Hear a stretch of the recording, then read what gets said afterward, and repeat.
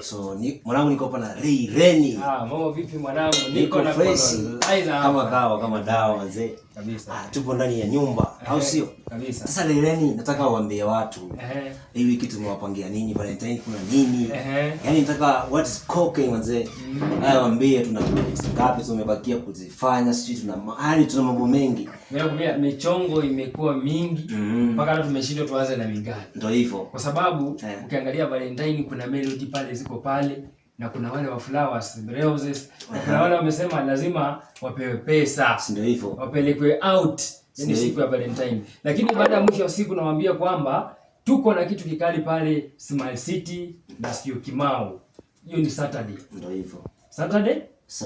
Yaani siku ya Valentine. Siku ya Valentine. Alafu sasa Sunday.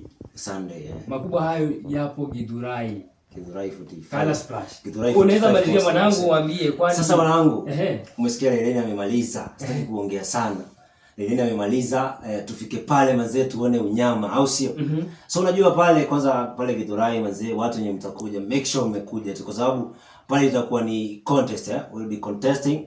So wanangu mfike tu. That will be a big support, kabisa. Fikeni alafu tutakuwa shwari. Alafu pale Sio Kimau inaitwa Kivulini kwenyewe. Kivulini inaitwa Katana kama hivyo. So wanangu pale msikose kwa sababu pale kutakuwa bado na swimming pool, mazee watu wataswim. Kama una mpenzi, mpeleke huko mazee, kama utakuwa na ile pesa ya kionge kubwa ya kujienjoy kufanya nini, fika pale mazee, utakuwa na swimming pool mazee, watu wataswim, muziki itakuwa pale kwa wasanii wakali kama Reni atakuwa na perform kwenye mic, Circularizer atakuwa pia bado anashika mic. So wanangu, sio itakuwa kubwa na vulai.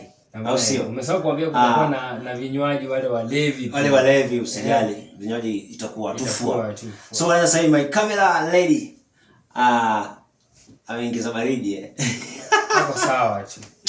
Kwa fresh, tunashukuru sana, tukutane Smile City. Hiyo ni usiku. Itakuwa usiku.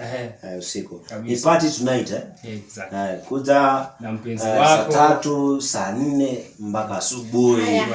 Alafu watu msijali. Watu wenye hamna transport mazee wana provide mpaka transport.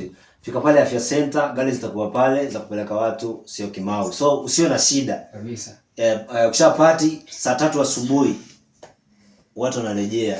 Wanasili bado wanabebwa tena kwenye gari mpaka Afya Center. So usiwe na wasiwasi kwenye usafiri. Mambo itakuwa vulai, mambo itakuwa shwari, au sio? Au sio?